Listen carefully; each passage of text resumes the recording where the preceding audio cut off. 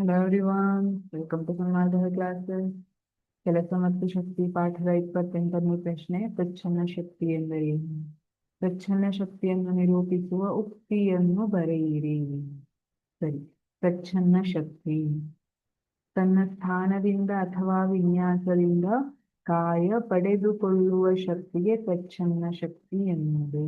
ತನ್ನ ಸ್ಥಾನದಿಂದ ಅಥವಾ ವಿನ್ಯಾಸದಿಂದ. ನೋಡಿ, ಒಂದು ಕಲ್ಲಿದೆ ಅಂತ ಇಟ್ಕೊಳ್ಳಿ, ಸರಿನಾ? ಒಂದ್ ಕಲ್ಲನ್ನ ಇಷ್ಟ ಮೇಲೆ ಇಟ್ಕೊಂಡಿದ್ದೀರಿ. ಇದು ಕಲ್ಲು ಅಂತಿದ್ರೆ ಇಷ್ಟ ಮೇಲೆ ಇಟ್ಕೊಂಡಿದ್ದೀರಿ. ಈಗ ಒಂದ್ ವೇಳೆ ಅದು ಬಿತ್ತು, ಕಾಲ್ ಮೇಲೆ ಬಿತ್ತು ಅಂತ ಇಟ್ಕೊಳ್ಳಿ, ಏಟು ಜಾಸ್ತಿ ಆಗೋದಿಲ್ಲ. ಅದೇ ಮತ್ತು ಎತ್ತರದಿಂದ ಇಟ್ಕೊಂಡಿದ್ರಿ, ಆ ಕೈ ತಪ್ಪಿ ಬಿದ್ದೋಯ್ತು, ಆ ಟೈಮಲ್ಲಿ ಏಟು ಜಾಸ್ತಿ ಆಗುತ್ತೆ. ಯಾಕೆ ಅಂದ್ರೆ ಪ್ರಚ್ಛನ್ನ ಶಕ್ತಿ ಇರುವಂತದ್ದು ಚಲನ ಶಕ್ತಿ ಆಯ್ತು. ಇಲ್ಲಿ ತನ್ನ ಸ್ಥಾನದಿಂದ ಅಥವಾ ವಿನ್ಯಾಸದಿಂದ ಕಾರ್ಯ ಪಡೆದುಕೊಳ್ಳುವಂತಹ ಶಕ್ತಿಗೆ ಪ್ರಚ್ಛನ್ನ ಶಕ್ತಿ ಅಂತ ಕರಿತೀವಿ. ಹರಿತಾ ಇರುವಂತಹ ನೀರು, ಸಾಮಾನ್ಯವಾಗಿ ಹರಿತಾ ಇರುವಂತಹ ನೀರು ಜಾಸ್ತಿ ಏನು ಶಕ್ತಿ ಇರಲ್ಲ. ಅದೇ ನೀರನ್ನ ಅಣೆಕಟ್ಟು ಹಾಕಿ ಮೇಲೆ ಬಂಧಿಸಿ ಅದನ್ನ ಒಂದೇ ಸಲ ಬಿಟ್ರೆ ಏನಾಗುತ್ತೆ ಅಲ್ವಾ? ಹಾಗಾಗಿ ಪ್ರಚ್ಛನ್ನ ಶಕ್ತಿ ಅನ್ನುವಂಥದ್ದು ತನ್ನ ಸ್ಥಾನ ಮತ್ತೆ ವಿನ್ಯಾಸದಿಂದ ಕಾರ್ಯ ಪಡೆದುಕೊಳ್ಳುವ ಶಕ್ತಿ. ನೀವು ರಬ್ಬರ್ ಬ್ಯಾಂಡ್, ಈ ರೀತಿಯಾಗಿ ರಬ್ಬರ್ ಬ್ಯಾಂಡ್ ಜಗ್ಗಿ ಟಪ್ ಟಪ್ ಅಂತ ಮಾಡ್ಕೊಳ್ಳೋ ಆಟ ಎಲ್ಲ ಆಡಿರ್ತೀರಿ ಅಲ್ವಾ? ರಬ್ಬರ್ ಬ್ಯಾಂಡ್ ಅನ್ನ ಜಗ್ಗಿದಾಗ ನೀವು ಸ್ವಲ್ಪ ಜಗ್ಗಿ ಬಿಟ್ರೆ ಏನಾಗ್ತದೆ, ನಿಮ್ ಕೈಗೆ ಜಾಸ್ತಿ ಬೀಳೋದಿಲ್ಲ.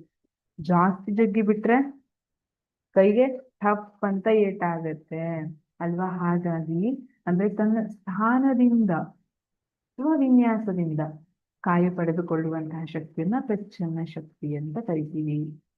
ಕಾರ್ಯದ ಪ್ರಚ್ಛನ್ನ ಶಕ್ತಿಯನ್ನು ನಿರೂಪಿಸುವ ಉಕ್ತಿ E/m×G/H. ಇದು ಫಾರ್ಮುಲಾ ಇರುತ್ತೆ, ಇದನ್ನ ಕೂಡ ನೋಟ್ ಮಾಡಿ ಇಟ್ಕೊಳ್ಳಿ. EP ಅನ್ನುವಂಥದ್ದು ಪ್ರಚ್ಛನ್ನ ಶಕ್ತಿ ಅಂತ ತೋರಿಸ್ತಾ ಇದೆ. ಪ್ರಚ್ಛನ್ನ ಶಕ್ತಿ. ಹಾಗೆ M ಅನ್ನುವಂಥದ್ದು ದ್ರವ್ಯ ರಾಶಿಯನ್ನ ಸೂಚಿಸ್ತಾ ಇದೆ, ಆ ಕಾಯದ ದ್ರವ್ಯ ರಾಶಿ. G ಅನ್ನುವಂಥದ್ದು ಗುರುತ್ವ ವೇಗೋತ್ಕರ್ಷ, ನಿನ್ನೆ ಕಲ್ತಿದ್ದೀವಿ, ಗುರುತ್ವ ವೇಗೋತ್ಕರ್ಷ. ಹಾಗೆ H ಅನ್ನುವಂಥದ್ದು ಎತ್ತರ.